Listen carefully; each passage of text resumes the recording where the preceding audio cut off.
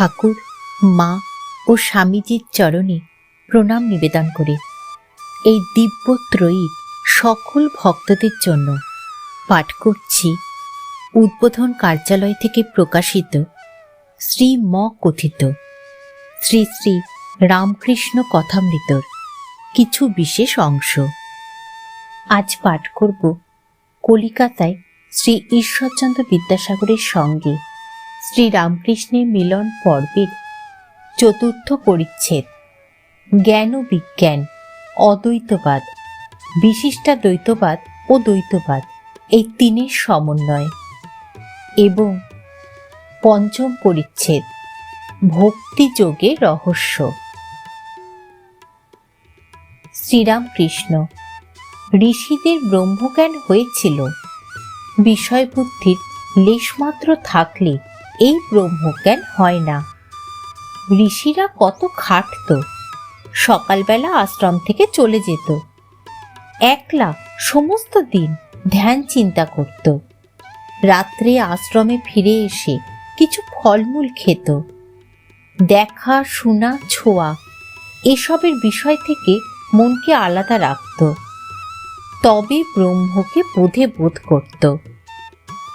কলিতে অন্নগত প্রাণ, দেহবুদ্ধি যায় না। এ অবস্থায় সোহং বলা ভালো নয়। সবই করা যাচ্ছে, আবার আমি ব্রহ্ম বলা ঠিক নয়। যারা বিষয় ত্যাগ করতে পারে না, যাদের আমি কোনো মতে যাচ্ছে না, তাদের আমি দাস, আমি ভক্ত এ অভিমান ভালো। ভক্তিপথে থাকলেও তাকে পাওয়া যায়। জ্ঞানী নেতি নেতি করে বিষয় বুদ্ধি ত্যাগ করে তবে ব্রহ্মকে জানতে পারে। যেমন সিঁড়ির ধাপ ছাড়িয়ে ছাড়িয়ে ছাদে পৌঁছানো যায়, কিন্তু বিজ্ঞানী যিনি বিশেষ রূপে তার সঙ্গে আলাপ করেন, তিনি আরও কিছু দর্শন করেন। তিনি দেখেন ছাদ যে জিনিসে তৈয়ারি, সেই ইট, চুন, সুরকিতেই সিঁড়িও তৈয়ারি। নেতি নেতি করে যাকে ব্রহ্ম বলে বোধ হয়েছে, তিনিই জীবজগৎ হয়েছেন। বিজ্ঞানী দেখে যিনি নির্গুণ, তিনি সগুণ। ছাদে অনেকক্ষণ লোক থাকতে পারে না, আবার নেমে আসে। যারা সমাধিস্থ হয়ে ব্রহ্ম দর্শন করেছেন, তারাও নেমে এসে দেখেন যে জীবজগৎ তিনিই হয়েছেন। সা রে গা মা পা ধা নি, নিতে অনেকক্ষণ থাকা যায় না। আমি যায় না, তখন দেখে তিনি আমি, তিনি জীবজগৎ সব। এরই নাম বিজ্ঞান। জ্ঞানীর পথ পথ, জ্ঞান ভক্তির পথ পথ, আবার ভক্তির পথ পথ। জ্ঞানযোগ সত্য, ভক্তি পথ সত্য, সব পথ দিয়ে তার কাছে যাওয়া যায়। তিনি যতক্ষণ আমি রেখে দেন, ততক্ষণ ভক্তি পথই সোজা। বিজ্ঞানী দেখে ব্রহ্ম অটল, নিষ্ক্রিয়, সুমেরুবৎ। এই জগৎ সংসার তার সত্য, রজ, তম তিন গুণে হয়েছে। তিনি নির্লিপ্ত। বিজ্ঞানী দেখে যিনি ব্রহ্ম, তিনি ভগবান। যিনি গুণাতীত, তিনি সরৈশ্বর্যপূর্ণ ভগবান। এই জীবজগৎ মন, বুদ্ধি, ভক্তি, বৈরাগ্য, জ্ঞান এসব তার ঐশ্বর্য। সহাস্যে: যে বাবুর ঘরদার নাই, হয়তো বিকিয়ে গেল, সে বাবু কিসের বাবু? সকলের হাস্য। ঈশ্বর সরৈশ্বর্যপূর্ণ। সে ব্যক্তির যদি ঐশ্বর্য না থাকত, তাহলে কি মানত? সকলের হাস্য। দেখো না, এই জগৎ কি চমৎকার! কত রকম জিনিস, চন্দ্র, সূর্য, নক্ষত্র, কত রকম জীব, বড় ছোট, ভালো মন্দ, কারু বেশি শক্তি, কারু কম শক্তি। বিদ্যাসাগর: তিনি কি কারুকে বেশি শক্তি, কারুকে কম শক্তি দিয়েছেন? শ্রীরামকৃষ্ণ, তিনি বিভুরূপে সর্বভূতে আছেন, পিঁপড়েতে পর্যন্ত। কিন্তু শক্তি বিশেষ, তা না হলে একজন লোকে 10 জনকে হারিয়ে দেয়। আবার কেউ একজনের কাছ থেকে পালায়, আর তা না হলে তোমাকেই বা সবাই মানে কেন? তোমার কি শিং বেরিয়েছে দুটো? হাস্য।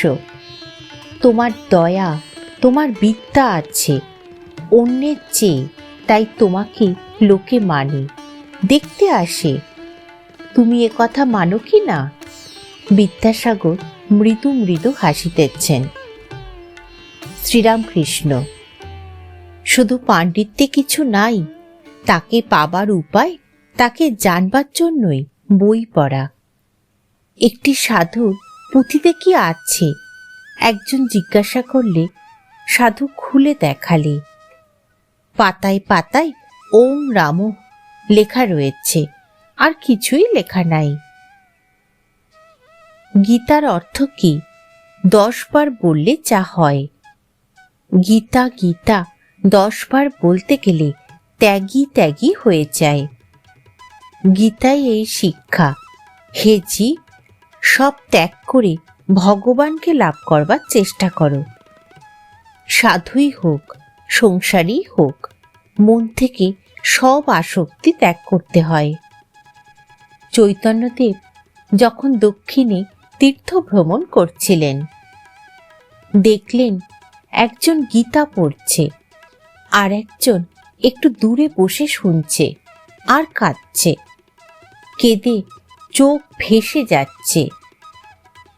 চৈতন্যদেব জিজ্ঞাসা করলেন, তুমি এসব বুঝতে পারছো? সে বললে, ঠাকুর, আমি শ্লোক এসব কিছু বুঝতে পারছি না। তিনি জিজ্ঞাসা করলেন, তবে কেন কাঁদছ? ভক্তটি বললে, আমি দেখছি অর্জুনের রথ, আর তার সামনে ঠাকুর আর অর্জুন কথা কইছেন, তাই দেখে আমি কাঁদছি। শ্রীরামকৃষ্ণ, বিজ্ঞানী কেন ভক্তি লয়ে থাকে? এর উত্তর এই যে, আমি যাই না। সমাধি অবস্থায় যাই বটে, কিন্তু আবার এসে পড়ে। আর সাধারণ জীবে অহং যায় না। অশ্বত্থ গাছ কেটে দাও, আবার তার পরদিন ফেকড়ি বেরিয়েছে। সকলের হাস্য। জ্ঞান লাভের পরও আবার কোথা থেকে আমি এসে পড়ে। স্বপনে বাঘ দেখেছিলে, তারপর জাগলে, তবুও তোমার বুক দূর দূর করছে। জীবের আমি লয়েই তো যত যন্ত্রণা। গরু হাম্বা হাম্বা করে, অর্থাৎ আমি আমি করে, তাই তো অত যন্ত্রণা। লাঙলে চড়ে রোদ বৃষ্টি গায়ের উপর দিয়ে যায়, আবার কষাইয়ে কাটে, চামড়ায় জুতো হয়, ঢোল হয়, তখন খুব পেটে। হাস্য। তবুও নিস্তার নাই। শেষে নাড়ি ভুড়ি থেকে তাঁত তৈয়ার হয়, সেই তাতে ধনুরির যন্ত্র হয়। তখন আর আমি বলে না, তখন বলে তুহু তুহু, অর্থাৎ তুমি তুমি। যখন তুমি তুমি বলে, তখন নিস্তার। হে ঈশ্বর, আমি দাস, তুমি প্রভু, আমি ছেলে, তুমি মা। রাম জিজ্ঞাসা করলেন, হনুমান, তুমি আমায় কিভাবে দেখো? হনুমান বললে, রাম, যখন আমি বলে আমার বোধ থাকে, তখন দেখি তুমি পূর্ণ, আমি অংশ, তুমি প্রভু, আমি দাস। আর রাম, যখন তত্ত্বজ্ঞান হয়, তখন দেখি তুমি আমি, আমি তুমি। সেব্য সেবক ভাবি ভালো, আমি তো যাবার নয়, তবে থাক শালা দাস আমি হয়ে। আমি ও আমার এই দুটি অজ্ঞান, আমার বাড়ি, আমার টাকা, আমার বিদ্যা, আমার এইসব ঐশ্বর্য, এই যে ভাব, এটি অজ্ঞান থেকে হয়। হে ঈশ্বর, তুমি কর্তা, আর এসব তোমার জিনিস। বাড়ি, পরিবার, ছেলেপুলে, লোকজন, বন্ধু বান্ধব, এসব তোমার জিনিস। এ ভাব জ্ঞান থেকে হয়। মৃত্যুকে সর্বদা মনে রাখা উচিত। মরবার পর কিছুই থাকবে না। এখানে কতকগুলি কর্ম করতে আসা, যেমন পাড়াগাঁয়ে বাড়ি, কলকাতায় কর্ম করতে আসা। বড় মানুষের বাগানের সরকার। বাগান যদি কেউ দেখতে আসে তো বলে, এ বাগানটি আমাদের, এ পুকুর আমাদের পুকুর। কিন্তু কোনো দোষ দেখে বাবু যদি ছাড়িয়ে দেয়, তার আমের সিন্দুকটা লয়ে যাবার যোগ্যতা থাকে না। দারোয়ানকে দিয়ে সিন্দুকটা পাঠিয়ে দেয়। হাস্য। ভগবান দুই কথায় হাসেন। কবিরাজ যখন রোগীর মাকে বলে, মা, ভয় কি, আমি তোমার ছেলেকে ভালো করে দেব, তখন একবার হাসেন। এই বলে হাসেন, আমি মারছি, আর একে না বলে আমি বাঁচাবো। কবিরাজ ভাবছে আমি কর্তা, ঈশ্বর যে কর্তা এ কথা ভুলে গেছে। তারপর যখন দুই ভাই দড়ি ফেলে জায়গা ভাগ করে আর বলে, এদিকটা আমার, ওদিকটা তোমার, তখন ঈশ্বর আর একবার হাসেন। এই মনে করে হাসেন, আমার জগৎ ব্রহ্মাণ্ড, কিন্তু ওরা বলছে এ জায়গা আমার আর তোমার। তাকে কি বিচার করে জানা যায়? তার দাস হয়ে, তার শরণাগত হয়ে তাকে ডাকো। বিদ্যাসাগরের প্রতি সহাস্যে, আচ্ছা তোমার কি ভাব? বিদ্যাসাগর মৃদু মৃদু হাসিতেছেন, বলিতেছেন, আচ্ছা সে কথা আপনাকে একলা একলা একদিন বলবো। সকলের হাস্য। শ্রীরামকৃষ্ণ সহাস্যে, তাকে পাণ্ডিত্য দ্বারা বিচার করে জানা যায় না। এই বলিয়া ঠাকুর প্রেমোন্মত্ত হইয়া গান ধরিলেন। কে জানে কালী কেমন, স্বরদর্শনে না পায় দর্শন। মূলাধারে সহস্রারে সদা যোগী করে মনন। কালী পদ্মবনে হংস শনে হংসী রূপে করে রমণ। আত্মারামের আত্মা কালী প্রমাণ প্রণবের মতন। তিনি ঘটে ঘটে বিরাজ করেন, ইচ্ছাময়ী ইচ্ছা যেমন। মায়ের উদরে ব্রহ্মাণ্ড ভাণ্ড, প্রকাণ্ড তা জানো কেমন। মহাকাল জেনেছেন কালীর মর্ম, অন্য কে বা জানে তেমন। প্রসাদ ভাসে লোকে হাসে, সন্তরণে সিন্ধু তরণ। আমার মন বুঝেছে, প্রাণ বুঝে না, ধরবে শশী হয়ে বামন। দেখলে কালীর উদরে ব্রহ্মাণ্ড ভাণ্ড, প্রকাণ্ড তা জানো কেমন। আর বলছে স্বরদর্শনে না পায় দর্শন, পাণ্ডিত্যে তাকে পাওয়া যায় না। বিশ্বাস আর ভক্তি চাই। বিশ্বাসের কত জোর শোনো। একজন লঙ্কা থেকে সমুদ্র পার হবে।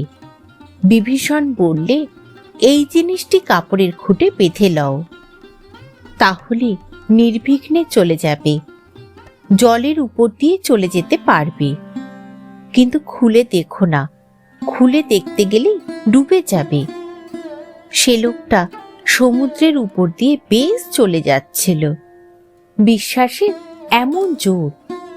খানিক পথ গিয়ে ভাবছে, বিভীষণ এমন কি জিনিস বেঁধে দিলেন যে জলের উপর দিয়ে চলে যেতে পারছি। এই বলে কাপড়ের খুঁটটি খুলে দেখে, শুধু রাম নাম লেখা একটি পাতা রয়েছে। তখন সে ভাবলে, এই জিনিস, যেই ভাবা অমনি ডুবে যাওয়া।